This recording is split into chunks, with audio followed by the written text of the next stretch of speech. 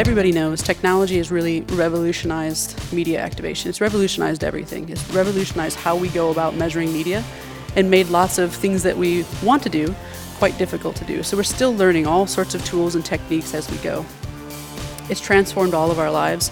We all know that we're living in a culture where we are multitasking with media and digital.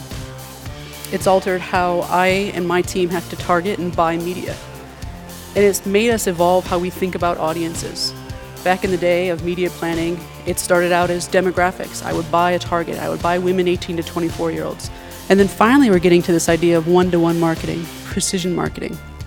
Being able to target a specific individual wherever they are in the world of digital and being able to serve those messages to them.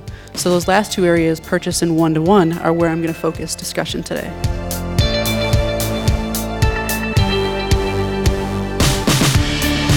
Vino la era digital y con la nueva tecnología se cambió la forma como hacemos marketing. Y básicamente lo que ha pasado es que ahora el consumidor está al medio, es el customer. Y todo gira alrededor de él.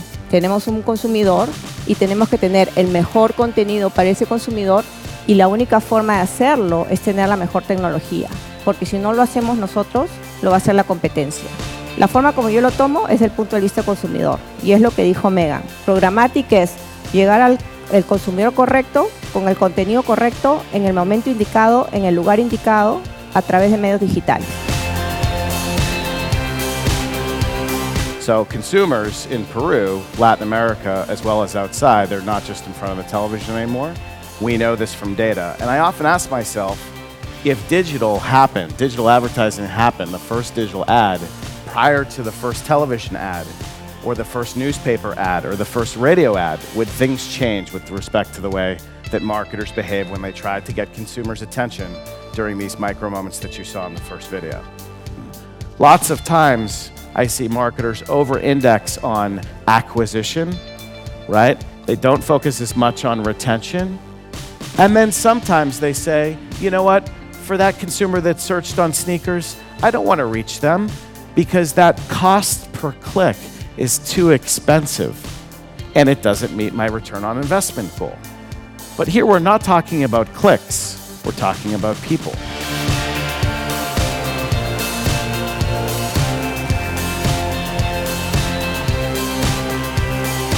The secret of success for digital marketing is the same as the secret of success for all marketing. Know your consumer, have a distinctive brand positioning, and it helps if you have a great product.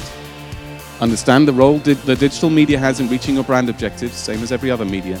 But most of all, create outstanding ideas that work across the media mix and really land them in the store.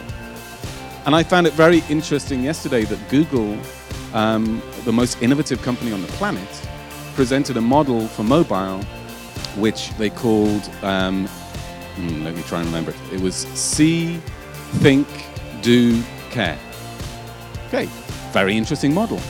But that's awareness, consideration, purchase, loyalty. That is a model that's as old as marketing.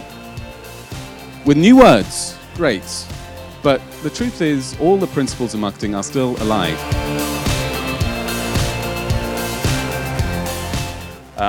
Nobody ever asks where the data really comes from. What are the assumptions behind this data? If you've employed a model or an algorithm on this data, what was it? And have you since applied another algorithm on top of the other algorithm? Imagine, if you will, that I was on a panel recently and someone from the digital world said that television measurement is screwed. They've got a major problem with the arithmetic. They just haven't got enough sample. Really? Is that true? Well, it might be true, but it infers that online's got it all sorted. Think about this. If you have a TV measurement platform, you might have 5,000 or 6,000 people in it, but maybe only measuring 50 channels. If you have an online panel of, say, 100,000 people, how many websites are there? 1 billion? 3 billion? I'm not sure it's TV the problem with the arithmetic here. Yo soy un fiel creyente de que la publicidad siempre va a basarse en el storytelling. O sea, el storytelling es la base de cualquier comunicación, ya sea en ATL o BTL. El storytelling es lo que la gente consume al final, por eso nos encanta Netflix, por eso nos encanta el cine, porque al final es storytelling, son historias que nos cuentan por medio de terceros y que nos generan empatía, nos generan ira, nos generan un sentimiento de tristeza, nos generan alegría. Y eso es exactamente lo que las marcas tienen que hacer para atrapar al consumidor y atraerlo y vincularlo con lo que realmente la marca quiere decir a nivel de ideología.